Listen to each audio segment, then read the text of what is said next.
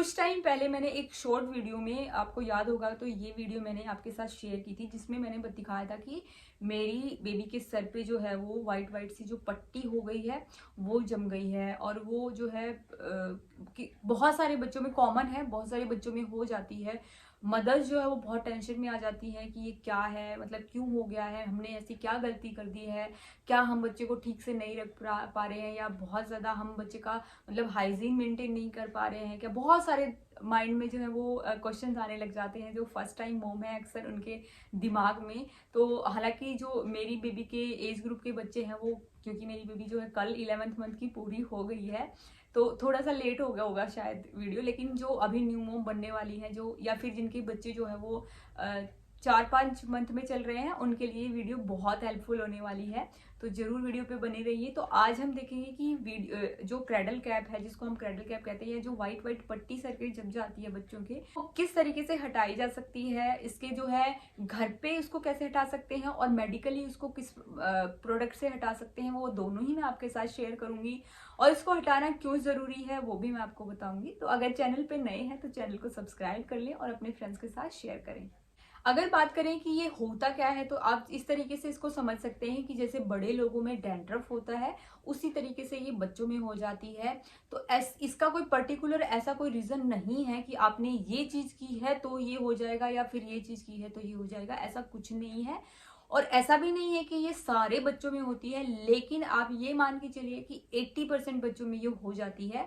और इसका कोई भी इस मतलब ऐसा कुछ बहुत ज्यादा साइंटिफिक रीजन अभी तक नहीं पता चला है कि ये क्यों हो जाती है, क्योंकि हमें भी कहीं ना कहीं डेंड्रफ वगैरह का जो है बहुत पर्टिकुलर रीजन कुछ पता नहीं चलता है। बस वो हो जाता है, जब हम उसको ठीक करते हैं वो ठीक हो जाता है। तो इसी तरीके से ये है कि जब बच्चे में ये हो जाती है, लेकिन उसको ठीक करना बहुत ज्यादा जरूरी है। जरूरी क्यों हो जाता है, देखिए कई बार क्या होता है ना कि ये इन्फेक्शन भी हो सकता है। तो हमें दोनों में जो है डिफरेंशिएट करना आना चाहिए कि ये बच्चे की क्रेडल कैप है या इन्फेक्शन है। अगर क्रेडल कैप है तो बहुत ज्यादा टेंशन लेने की जरूरत नहीं है, वो टाइम के साथ भी निकल जाती है। लेकिन अगर वो इन्फेक्शन है तो वो बढ़ता हुआ बहुत ज्यादा बढ़ सकता है। आपने देखा होगा कि कई बच्चों में जो है ना यहाँ से शुरू होता है और यहाँ से शुरू होता है और यहाँ से होते होते उनके कान तक चला जाता है और कान के अंदर तक चला जाता है, और यहाँ पूरी गर्दन पे होते हुए पूरी स्किन पे फैल जाता है।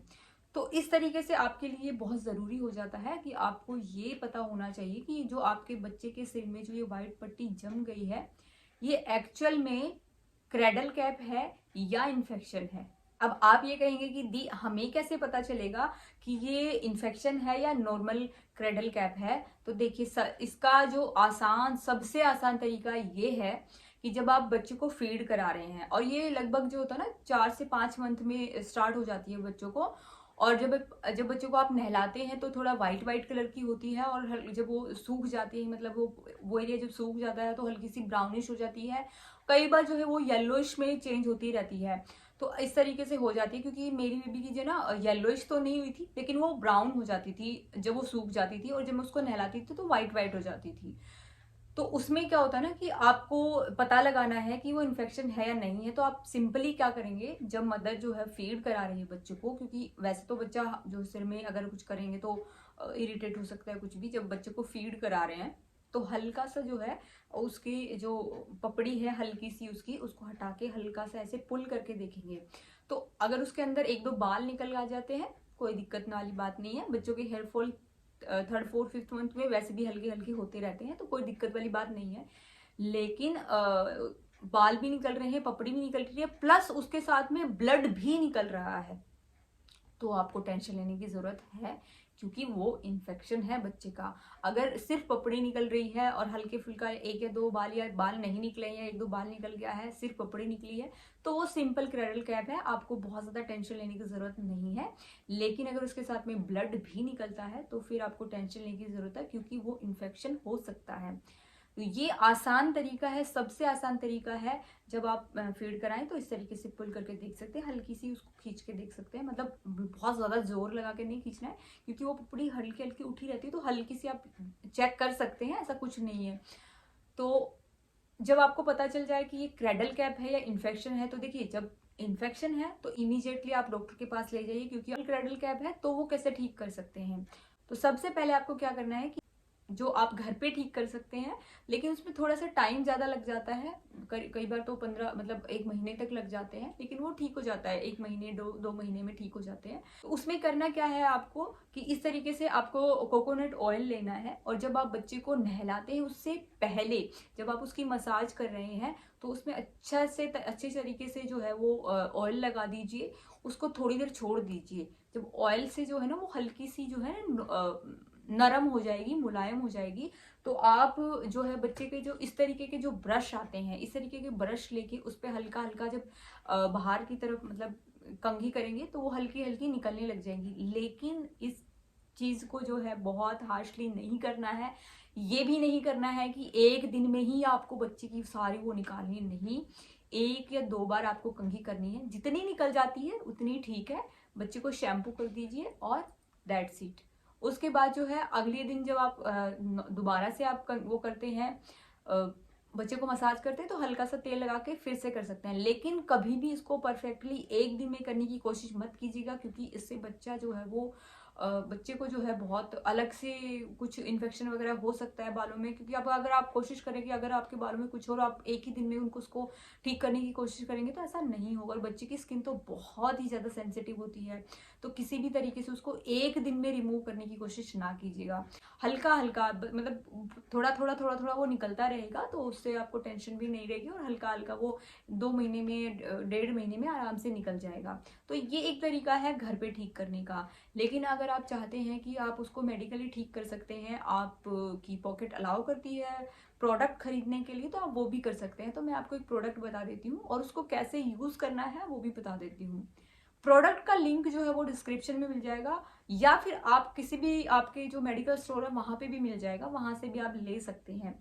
तो मैंने जो यूज किया था मैं वही प्रोडक्ट आपको बता रही हूँ। तो आप ये देख सकते हैं, नोज कर्व्स का एक लोशन आता है आपको, आपका फॉर एक्सटर्नल यूज ओनली। और ये आपको जो है ऑनलाइन भी मिल जाएगा, ऑफलाइन भी मिल जाएगा। आप ऑनलाइन भी परचेज कर सकते हैं, अमेजोन वगैरह पे मिल जाता है आपको इजीली, और या फिर आप मेडिकल स्टोर से भी परचेज कर सकते हैं। तो इस तरीके का एक पैकेजिंग में आपको मिल जाता है।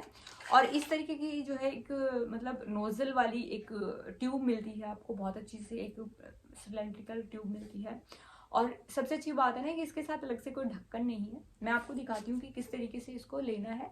और जब आप इसको ऐसे हल्का सा पुल करेंगे तो ये ऐसे खुल जाएगा, और इस तरीके से यहाँ पे इसमें से प्रोडक्ट निकलेगा, और वापस इसको लगा के आप बंद कर सकते हैं। तो आपको कहीं पे भी ऐसा नहीं है कि इसके अलग से ढक्कन है, खो गया और जो है बार बार ढूंढ रहे हैं, ऐसा कुछ नहीं है।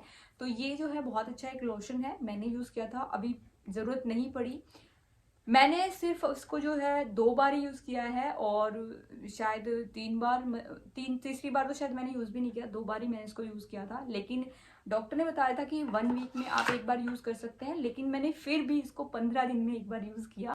क्योंकि कहीं ना कहीं हमें ना कुछ थोड़ा सा बच्चों को लेके कंसर्न रहता है कि इस तरीके की चीजें हम यूज कर रहे हैं बच्चों पे, तो कहीं कुछ दिक्कत ना आ जाए इस वजह से। हालांकि डॉक्टर ने कहा था कि ऐसा कुछ नहीं है। यूज कैसे करना है वो मैं आपको बता देती हूँ।